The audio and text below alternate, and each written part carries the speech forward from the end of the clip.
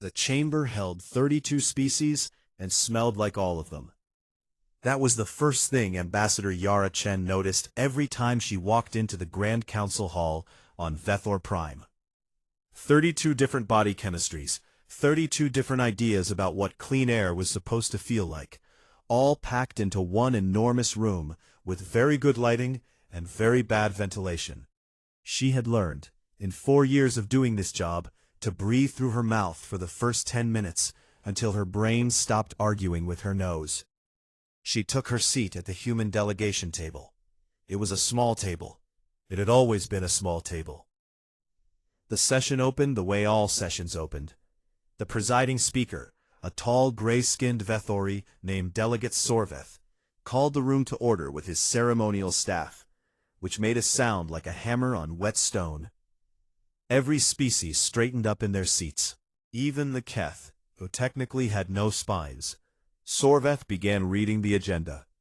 Item 1. Trade route certification for the outer Marathi lanes.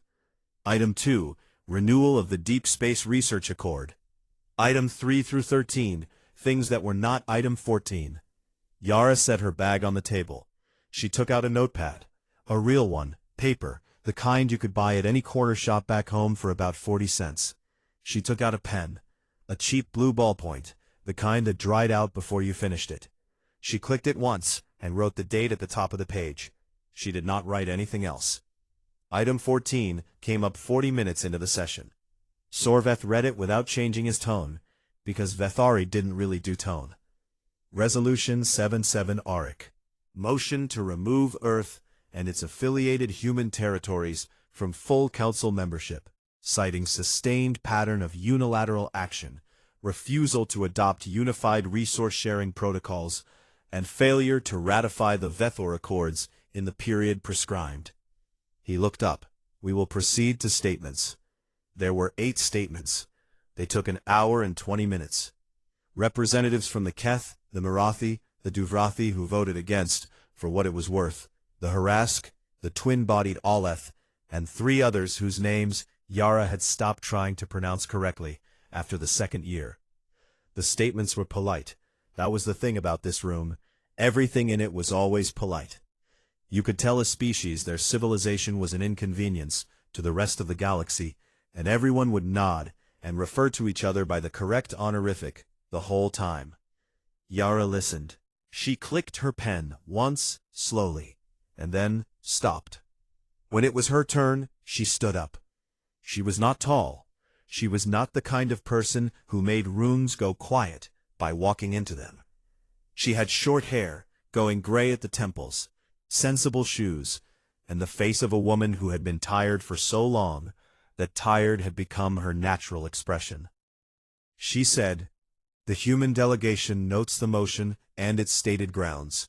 We ask that the record reflect our formal objection." That was all. She sat down. Sorveth blinked, which for a Vethori meant he was surprised. "Ambassador Chen, you do not wish to present a counter-argument? Your delegation filed a 47-page response document last month." "We filed it," Yara said. "It's in the record. That's enough." The room did not know what to do with that. The vote was called. 31 in favor, 1 against. Earth's own vote, cast by Yara herself, hand raised without ceremony. Not in protest, just a vote. A thing you did when there was a vote to be done. Sorveth asked if the losing delegation wished to invoke the appeals process, which was a 14-month procedure that had never once reversed a full council motion in its history. "No," Yara said. He asked if the human delegation required additional time to prepare its exit from council facilities. "No," she said again. He slid the exit documentation across the long table toward her. 3 pages. She read all 3, slowly, which was more than most delegates did. Then she picked up her cheap blue ballpoint pen and signed her name at the bottom of the last page. Her handwriting was small and even. She capped the pen. She put her notepad back in her bag. She stood, pushed her chair in, the scrape of it on the floor very loud in the silence, and said 7 words to the room. "Okay, We'll figure something else out." Then she walked to the door, and she left, and the door closed behind her, with the soft, final click of a well-made hinge. The chamber was quiet. Not the quiet of a recess. Not the quiet between agenda items. A different kind. The kind that happens when 31 species all stop breathing at the same time without deciding to. Sorveth looked at the exit documentation on the table. Signed. Done. He had written this motion. Had spent 8 months building the coalition for it. Had called in favors from the Marathi, and made promises to the Harask that he was still not sure he could keep. He had done all of that because humanity was unpredictable, because they asked questions the Council did not have good answers to, because their rate of independent expansion had been making the outer system delegates nervous for going on 11 years now. He had done it because he had been certain it was the right move. He was still certain. But he had been certain the way you are certain of something before it happens. Before it sits in the room with you, as a real thing you have now done and cannot undo. He looked at the door. He had expected her to fight. He had read every report on human negotiation patterns.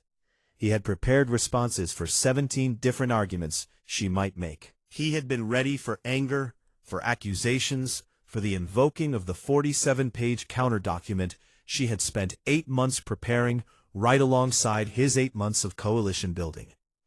He had not prepared for 7 words and a door closing.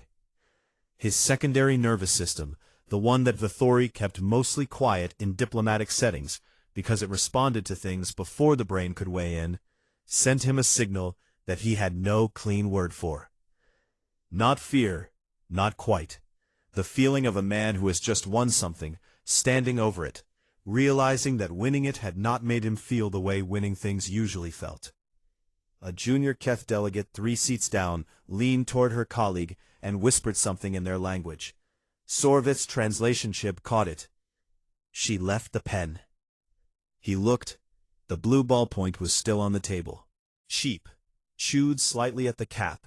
The kind of thing you picked up without thinking and forgot you'd brought. Left behind. Or set down. He could not tell which. Nobody touched it for the rest of the session. They moved through items 15 through 22. They voted on things. They used the correct honorifics. Everything was very polite. The pen sat there on the long table and said nothing, the way a left-behind thing does, and somehow that was worse than anything she could have said on her way out the door. The file on Sivit's desk had been growing for 3 years. She had started it the morning after the council vote, the way she started every monitoring file. Clean folder, standard template, a few opening notes about the subject's expected behavior pattern. Most files she worked on were boring in useful ways. Trade violations, unauthorized survey missions, species that mined asteroids slightly outside their permitted zones, and then filed incorrect paperwork about it. The kind of work that filled her days and kept the Council's outer system order intact, and never, not once, made her sit very still at her desk at 2 in the morning, wondering if she had made a mistake somewhere in her math. The Earth file made her do that a lot. The Keth were a patient species.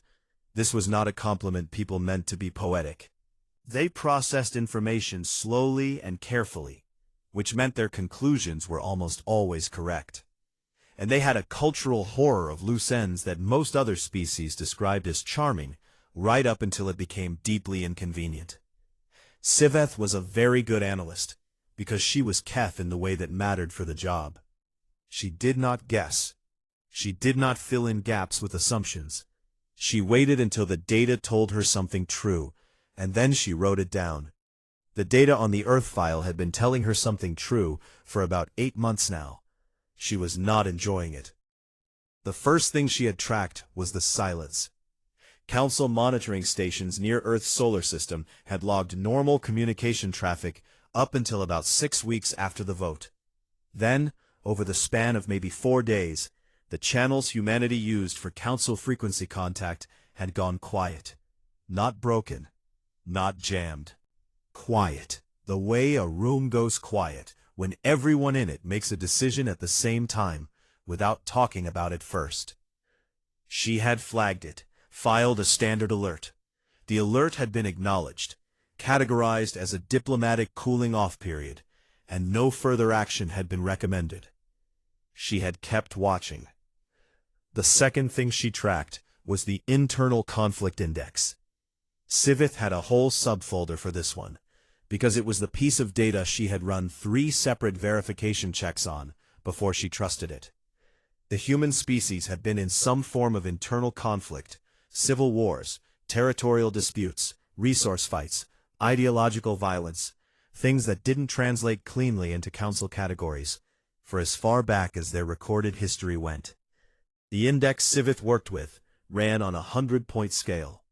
Anything above 50 was considered active instability. Earth's index over the past 2 centuries had averaged around 63. In the 3 years since the council vote, it had dropped to 11. Not because anything had been resolved, exactly. The nations were still nations. The old arguments were still old arguments. But every faction, every government, every group that had been spending energy pushing against every other group, they had all turned, at almost the same time, towards something else. She could see the turning in the data. She could not see what they had turned toward. That was the second subfolder problem. The construction readings were the third thing. They were coming from 14 separate sites on Earth's surface, 3 orbital platforms, and 2 locations on the Moon that had not been listed in any resource filing the Council had received from Earth in the past 3 years. Because Earth had stopped filing resource reports with the Council, because there was no rule that said they had to anymore. The structures were large. That was what the long-range sensor data told her. Large and going up fast, faster than human construction rates from 5 years ago, which meant they had improved something in their building methods and not told anyone, which they were, again, not required to do anymore. She put that in its own subfolder too. The communications problem was the worst one. Humanity had not gone silent. She had thought that at first, and she had been wrong. Their communication traffic, the volume of it, the frequency patterns, was almost identical to pre-vote levels. But instead of running through council-approved relay networks, it was running through channels that went to locations the council's current maps did not have clean labels for. Some of the coordinates she traced matched known independent settlements, small species, out-of-the-way systems, civilizations that existed at the margins of council attention because they had nothing anyone wanted badly enough to pay attention to. Devrathi space, old Ullith mining territories, 3 systems the council categorized as developing, non-member, minimal strategic value. The humans were talking to a lot of people who the council had never thought were worth talking to. She sat with that for a long time. There was a word in Keth for the feeling of watching a pattern become clear and not liking what it looked like. It did not translate well into council standard language. The closest version was something like, the clarity that arrives too late to be useful. Sivith used that word in her head a lot during the months she spent building this file. She began writing the full report in the 41st month after the vote. It took her 6 weeks. It ran to 40 pages. She was thorough, because she was Keth, because loose ends were a horror to her, because if she was going to say a thing to the people whose job it was to make decisions, she was going to say it completely. The data said, no grief, no reorganization for defeat, no rebuilding toward eventual reapplication for council membership, which was the expected pattern, which was the pattern every expelled or voluntarily exited civilization had followed in the council's 400-year history. The data said, construction, reorientation toward people the council had ignored. The data said the humans had not spent 3 years recovering from what the council had done to them. The data said they had spent 3 years getting ready for something else. She sent the report up the chain. Her direct supervisor read it and came to her office and asked what the conclusion was. Sivith looked at the 40 pages on the screen between them. Everything she had found. Every verified data point. every subfolder worth of evidence. She typed 4 words into the summary field. They are not grieving. Her supervisor looked at it for a moment. He was Marathi, which meant he was good at not showing things on his face. But she had worked with him for 9 years, and she knew what his face did when something made him uncomfortable. It did that now. He told her the report would be forwarded to the appropriate oversight committee. He left.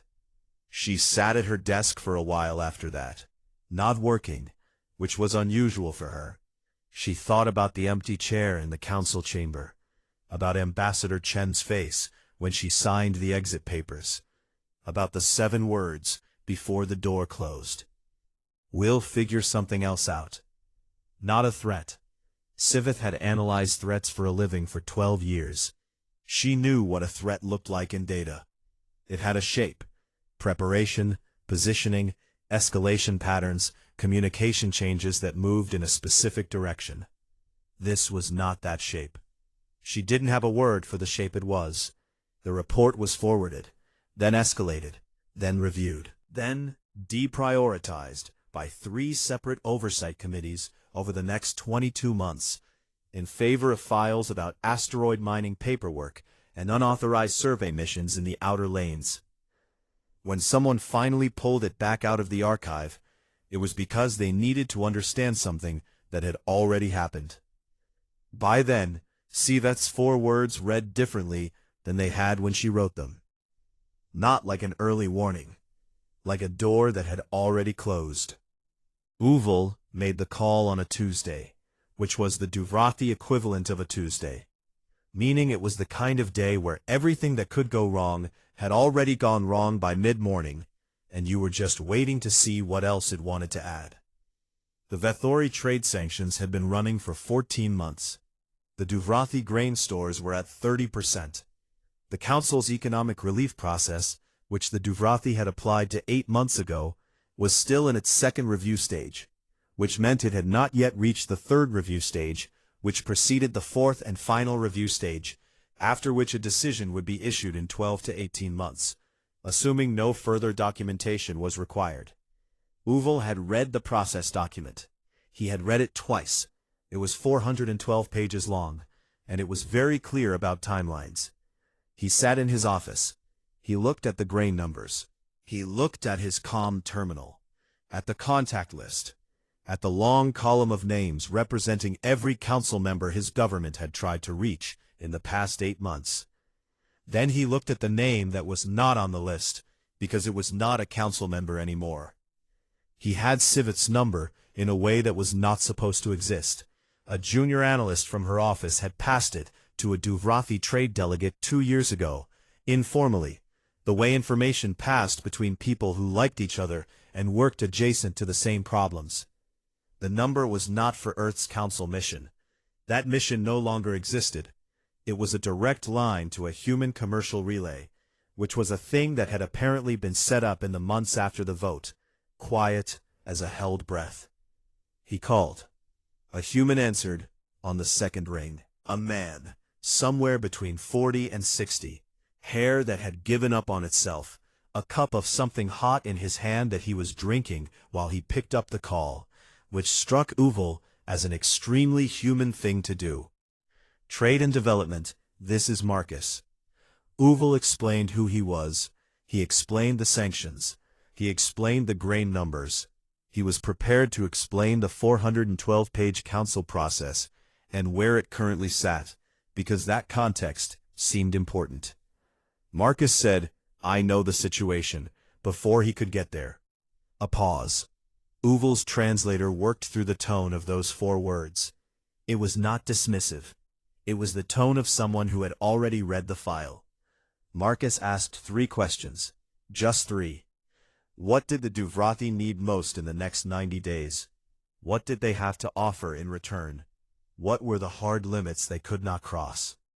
He was used to negotiations that started with 6 rounds of formal statements before anyone said anything real. He felt slightly off balance saying real things immediately, the way you feel off balance stepping off a boat onto ground that doesn't move. Marcus asked for 11 minutes. Uval waited. He drank water. He looked out the window at the city that was quieter than it should have been, because when grain stores drop to 30%, people go still in the way of living things saving energy without knowing they're doing it. His comm chimed at exactly the 11-minute mark. Marcus came back with numbers, not estimates, not a preliminary framework pending committee approval. Numbers, grain shipments, routing, timeline, payment structure, a side clause about tech sharing that Uval had not asked for, but which his government had needed for 3 years and never known how to bring up in formal sessions. It took Uval a moment to answer. Marcus waited. He drank whatever was in his cup. They talked for 6 hours. By the end of it, they had a working agreement. Not a treaty. Not a ratified accord with a review period. A working agreement, the kind where 2 parties decided on a thing and then did the thing. The first grain ships arrived in Duvrathi space 43 days later. Uval told his government what had happened, and his government told him to be discreet, and his government was not particularly discreet, because governments rarely are when something works for the first time in 2 years. Word moved through the outer system channels the way water moves through dry ground, fast, and everywhere at once. Within 6 months, a small species called the Heavy made a similar call. Then the Oleth mining communities. Then a cluster of 3 neighboring systems that technically qualified as developing civilizations, which meant the Council's rules said they weren't supposed to make bilateral deals with full members. But humanity was not a full member anymore, which put the whole clause in an interesting legal position. The Council noticed. They noticed the way you notice a sound you've been hearing for a while that you only just consciously registered. The feeling of realizing something has been true for longer than you knew. The meeting where it became undeniable was called, in internal council records, Emergency Session 44. Delegates referred to it, after the fact, as Bad Tuesday. The actual day of the session was not a Tuesday, by anyone's calendar. The name stuck anyway, because the session had the energy of a Tuesday. The particular kind of Tuesday that comes after a Monday where you thought you were handling things, only to wake up and find out what handling things had actually cost. Sorveth stood at the head of the chamber. He had intelligence reports from 4 separate monitoring agencies spread in front of him. He did not need to read them again. He had read them enough times that the numbers were in the part of his memory that didn't let go. 14 active trade agreements, human-brokered, human-supported, running through channels that did not touch a single council relay. None of them violated council law, because they had been constructed by people who knew council law well enough to build around it, the way water finds the path through stone. No hierarchy anyone could identify, no charter or governing body to sanction or negotiate with. A human with a comm terminal and a cup of something hot called back in 11 minutes, and apparently that was the entire structure. There were species in this room who had been waiting 8 months for a 3rd-stage review decision. The Duvrathi grain stores were at 74%. Sorveth looked at the chamber. 31 species minus 1. The one they had removed had apparently used the removal the way some animals used a cage opening. Not to run, but to build. Quietly, fast. Aimed at every species the council had been too busy to pay close attention to. He had spent 8 months preparing for that vote. He had been so certain it was the right move. He still thought it was the right move. He was having a harder and harder time explaining why, in terms that held up when you put numbers next to them. The reinstatement package took 5 months to write. This was, for the council, extremely fast. Things that mattered usually took longer. Things that mattered and were also politically complicated took longer still. The fact that the package was ready in 5 months was itself a signal, if anyone had been paying close enough attention to read it. A signal that the council was more worried than it was showing, moving faster than it usually let itself be seen moving. The offer was generous. Everyone involved agreed it was generous, and not in the way that people call something generous when they mean adequate. Genuinely, historically generous. More operational autonomy than any current member held.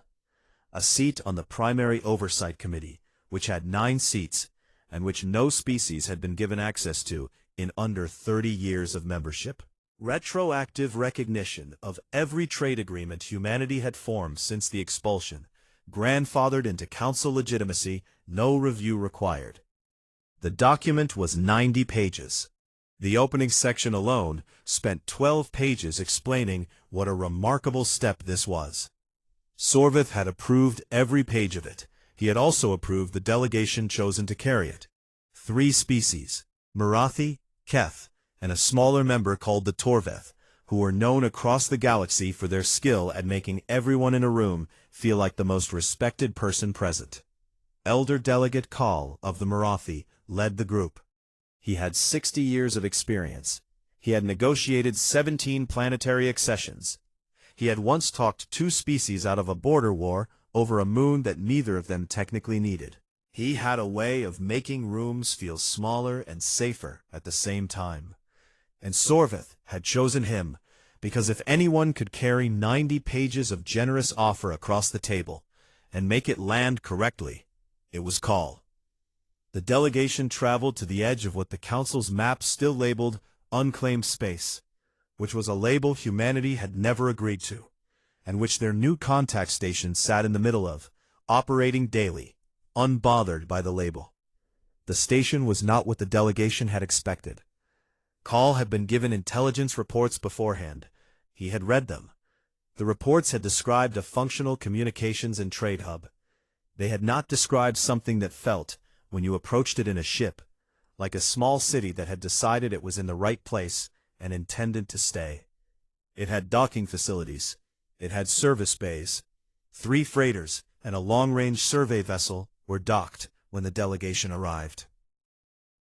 People, humans, and Kal noted at least 2 other species moved through the visible corridors with the specific unhurried purpose of people who had places to be and trusted that they would get there. The director met them at the docking bay. Sola Adeyemi was somewhere in her 50s.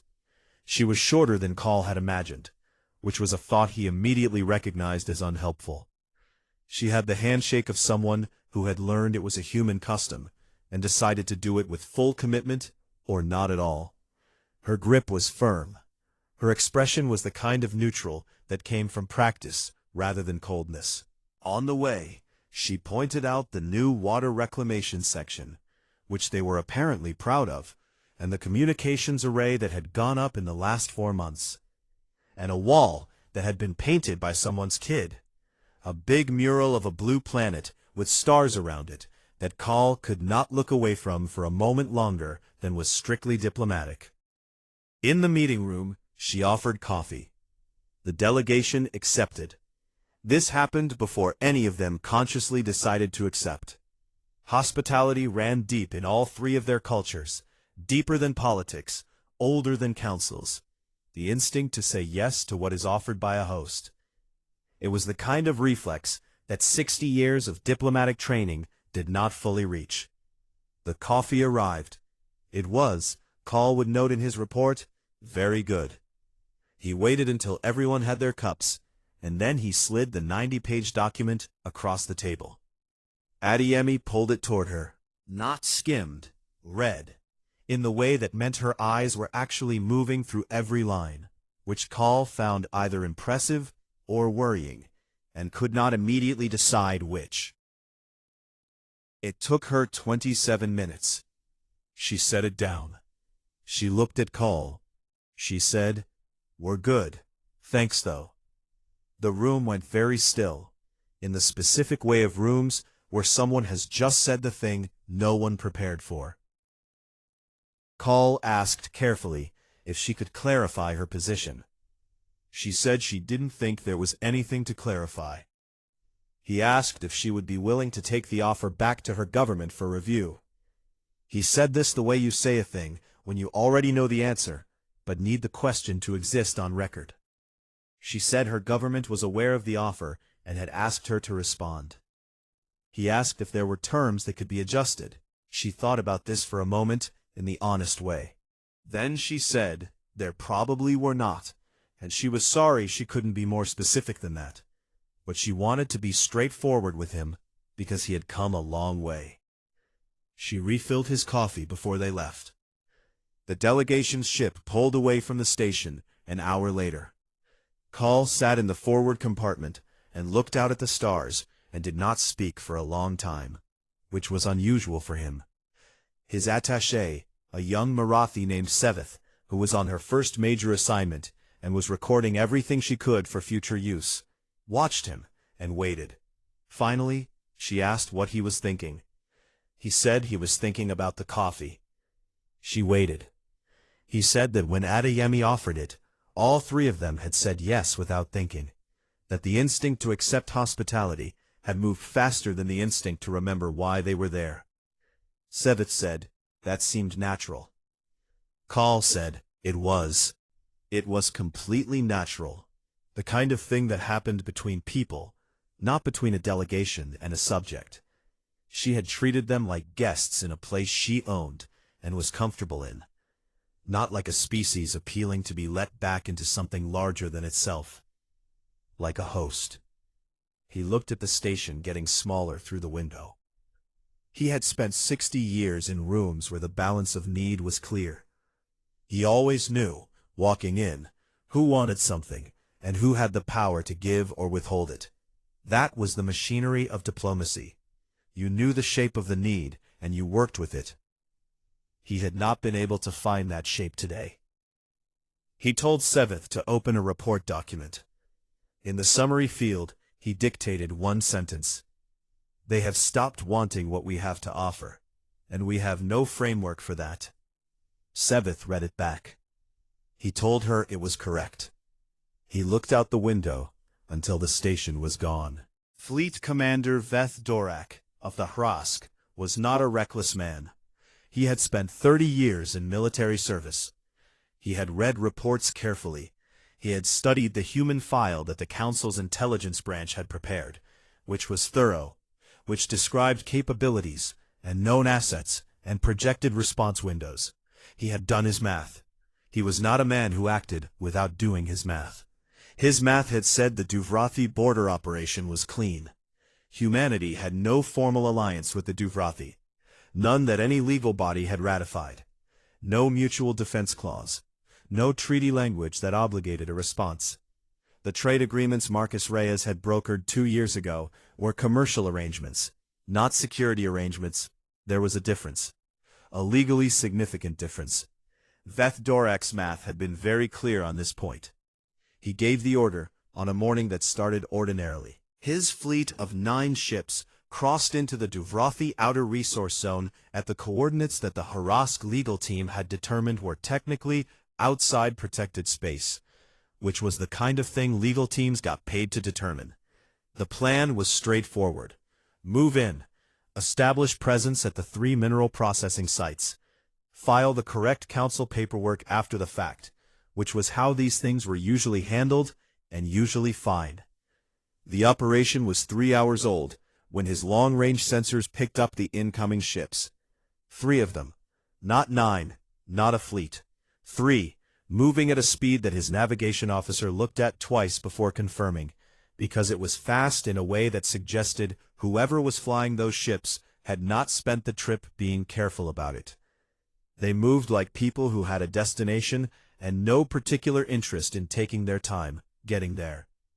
His comm officer received a transmission at the 2-hour mark. No formal identification. No council registry code. A human voice, a woman, flat and calm, who said the following. This is a notice that you are currently conducting operations in a protected zone. You have 6 hours to begin withdrawal. This message will not be repeated. Veth Dorak looked at his legal documentation.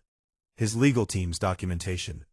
The documentation that was very clear about what was and was not protected space. He sent back a response, citing the documentation. The 3 ships did not stop. He ran his numbers again. 3 ships against 9, even accounting for the human capability reports, even being generous with the estimates. His math was his math. He did not order his ships to withdraw. What happened in the following 11 hours was something Veth Dorak was questioned about extensively afterward, and something he was consistent about in every answer he gave, which was that it was not what he had expected, and he wanted to be honest about that. The 3 human ships did not attack. They did not destroy. They moved through his formation with a kind of exact, careful control that made him think, briefly and unwillingly, of a surgeon, the way a surgeon moves, not with force, but with placement. His ship's navigation systems were interrupted, one by one, and guided to holding positions, not damaged. His communications array went quiet, not broken, just rerouted, so that everything his fleet tried to broadcast went only to a local recording buffer and nowhere else. The processing sites were cleared and sealed in a way that would take his engineers approximately 3 weeks to undo. At the 11-hour mark, the human ships went still. A smaller vessel came from the lead ship to Veth Dorak's bridge. 2 humans in it. One was the pilot. The other was a tall woman who carried a bag, and who, when she came aboard his bridge, looked around with the expression of someone doing a brief and professional assessment of a room before proceeding to the reason they were there. She handed him a data chip. She told him the chip contained documentation of every action his fleet had taken in the past 11 hours, formatted for 17 different legal systems, including the Council's. She told him his ships would be released from their holding positions in 1 hour. She told him his crew was unharmed, all 94 of them, which he already knew but appreciated her saying. Then she said the last thing. She said it in the same flat, calm tone as everything else, not angry, not triumphant, the tone of someone stating a fact about a world they understood well, and expected him to catch up to. The Duvrathi are ours. Pass it on. She went back to her ship. An hour later, his ships were free. Veth Dorak's report was on the council floor within a week. The session that followed was the thing people argued about for years. Not the Harask operation, which was examined and found to be in violation of 3 clauses that the Harask legal team had apparently not read carefully enough. But the response to the response. What it meant, what it indicated. No casualties, not one, on any side. His fleet had been neutralized with the specific efficiency of people who had practiced this and found the version that worked without killing anyone. The documentation on that data chip was so precisely formatted for 17 legal systems that 3 separate council lawyers confirmed it was ready to file immediately. No revisions needed. The council's own peacekeeping forces had not managed a zero-casualty intervention in 40 years. Sorveth stood in the chamber and looked at the room. 6 of the 7 species currently partnered with humanity in trade agreements were member species. 2 of them were on the primary oversight committee. They were watching him with the careful expressions of people waiting to see what the question was before they decided how to answer it. He had the only question, the one that someone was going to have to put into words, the one that had been building since a door closed in this chamber 7 years ago, and a cheap ballpoint pen sat on a long table, and nobody touched it. He put it into words. What do you do, he said, to a chamber of 31 species, with a civilization that doesn't need you, doesn't want you, and is by any measure any of us have, doing fine? The room was quiet. Not the quiet of the vote.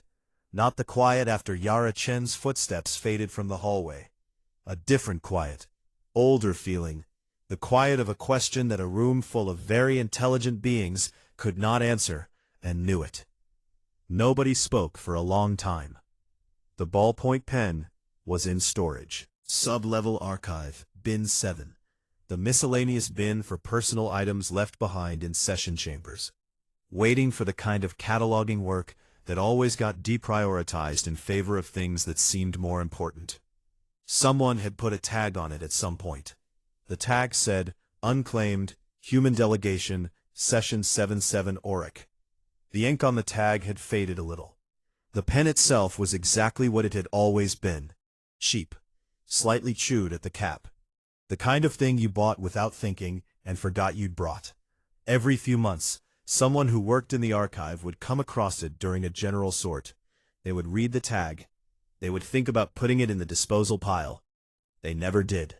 It stayed in Bin 7, in the sub-level archive, in a building full of the records of 400 years of galactic order, accords, and treaties, and ratified agreements, and 47-page counter-documents that had never been read aloud.